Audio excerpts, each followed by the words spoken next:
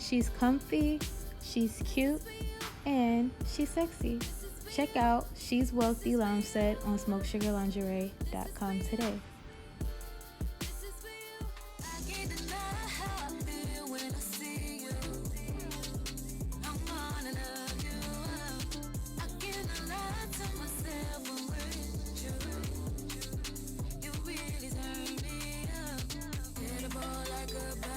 What is up, guys? This is your favorite cutie Mel back again on my Soapbox channel to give you guys yet another video, and today is brought to you guys by Smoke Sugar Lingerie. So today I'm going to be putting a new item on the site. This is from my new sleepwear loungewear collection. This is something that I would wear around the house. I'm currently at home right now, and I just feel like this is perfect for women who are like me, who spend a lot of downtime at home, and sometimes, you know, you don't necessarily want to throw on the big t-shirt. You want to kind of feel cute, but at the same time, you know, you're not really going anywhere. So this is the perfect, you know, attire for you. It's nice and comfy. See, I'm wearing a size medium. We have this up into large, by the way. You can always find my lingerie or any kind of loungewear at SmokeSugarLingerie.com. So this video has been brought to you guys by us. So check out that pinned comment down below.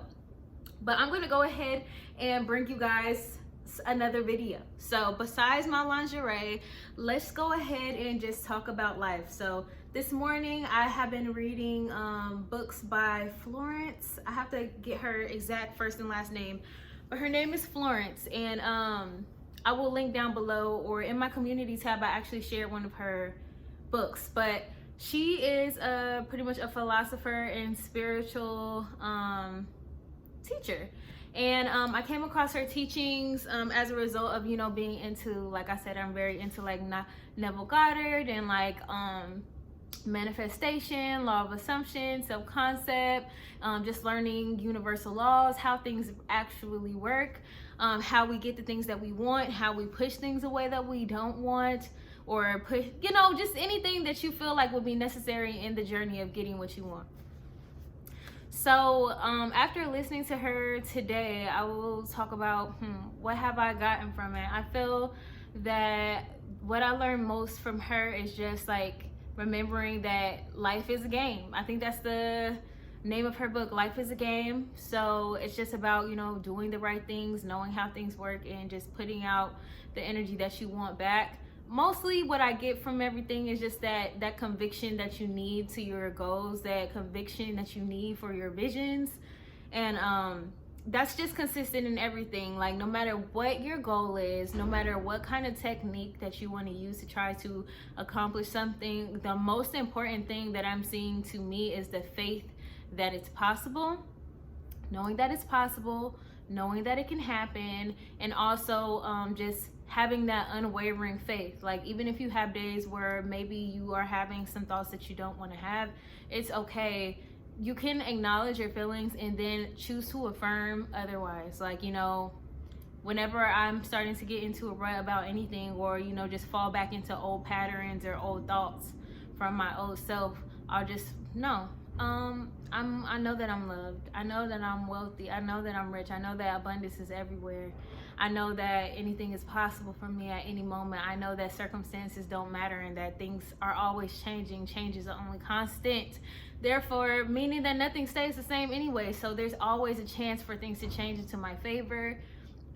Knowing that everything is good, you know, everything's gonna work out for me. Continuing to always affirm that everything's gonna work out for me. Calling myself out when I know that I could be doing better. Like, for me, you know, I really want to do my absolute best to only think the best of other people, only to talk the best about other people, and only to, like, you know, just wish people well. That's another thing that really stood out to me in like listening to these books today was, you know, just the importance of like how amazing it is to be a person who can like go through an adverse situation with someone but still continuously wish them well, want nothing but the best for them.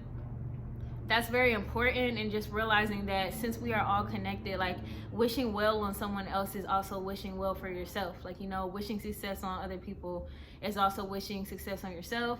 And I'm just to that point where that's the kind of person that I want to be. I want to be able to step away from whatever has happened, whether it was positive, whether it could have ended off better with anybody in any situation. I always want to be the person who can step back and still in my mind and in my heart know that, you know what, I'm not upset about anything, and you know, I completely forgive the situation. And also I wish those people the absolute best, even if it doesn't feel like something that I want to do anymore as far as pursuing a relationship further. But I also know and keep in mind that anything is possible. So it's just like, you know, if that's something that I feel called to do later, then cool. If it's not, cool. And not to pressure myself either way. Like, you know, like, don't feel like if you need space from something or you need space from someone, don't be afraid to take it just because that's your right. Like, sometimes you need time away from things to be able to see things from a different perspective. Different perspectives. Sorry, I'm getting text messages. Oh my gosh, you guys, so many manifesting things have just been happening for me lately.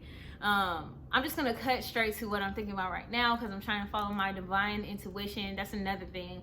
I'm really trying to follow my divine intuition with everything and really eliminate fear. That's another thing.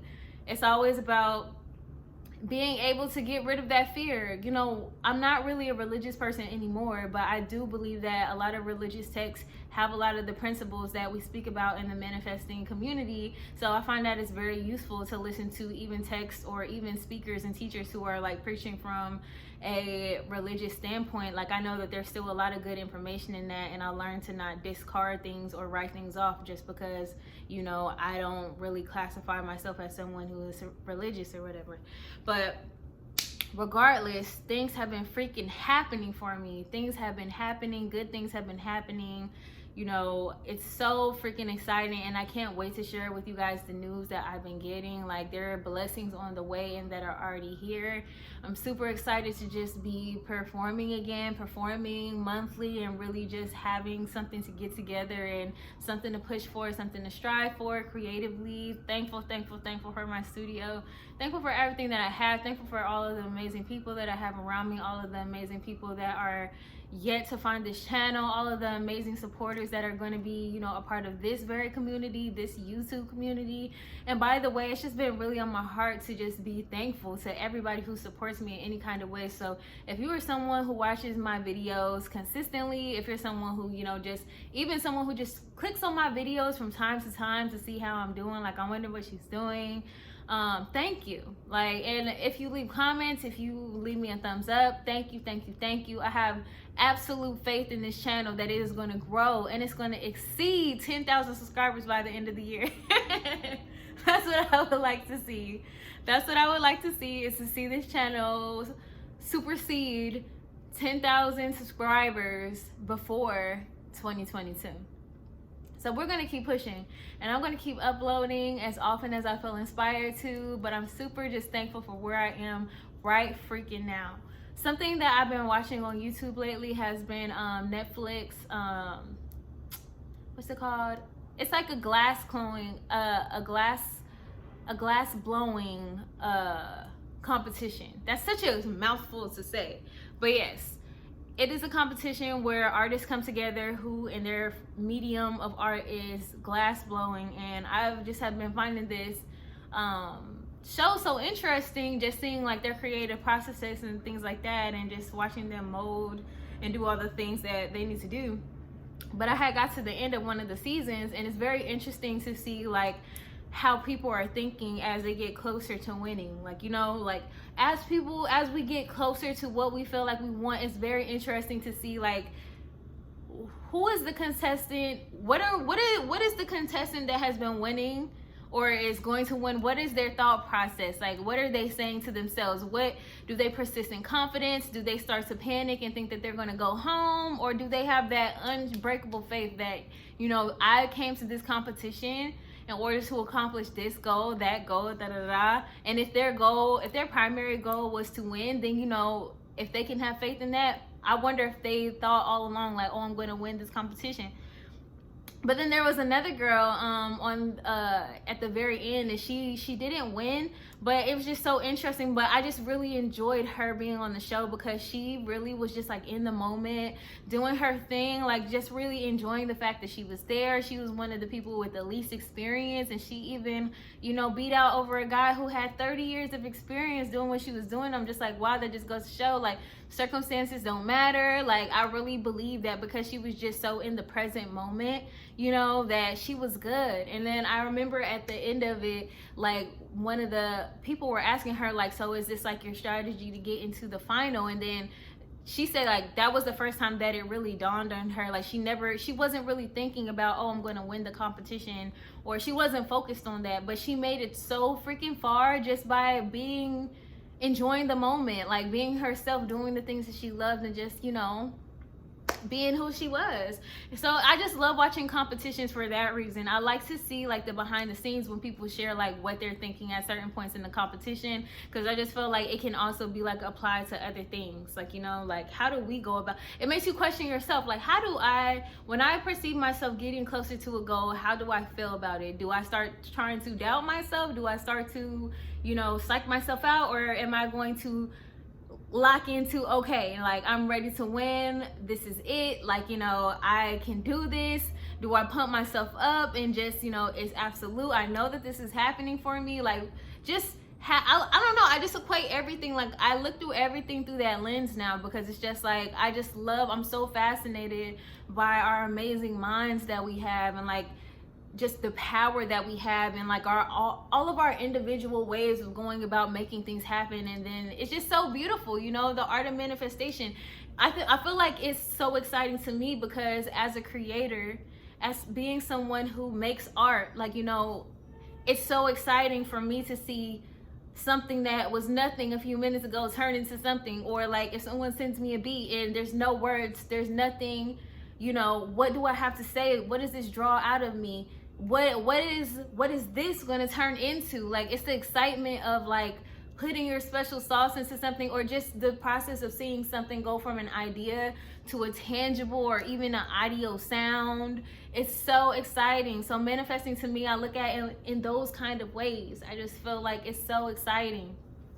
So I've been hooked on all of that, and it's just like everything that I've been watching. I've also been trying to choose better things for myself. So it's just like, say I'm watching a show or whatever, and then I feel like it's not really going to gel well with what I'm trying to accomplish in life, or if I feel like it's going to emotionally take me out of a place of well-being that I really don't want to be in, by, you know, just experiencing certain things through visuals, like being able to be like, actually, I don't have to watch this. Because I realized before I never would do that. I never had those thoughts. I would just kind of just watch whatever, take in whatever, and then, you know, depending on what it is, if you're watching something long enough consistently, you know, that's going to impress on your subconscious mind. So just protecting my garden of thought, protecting my garden of peace, which is my home, being at home and being able to connect with myself, you know, watching who it is that I connect with others, who I'm giving my time, how I'm giving it. It's just all a beautiful process.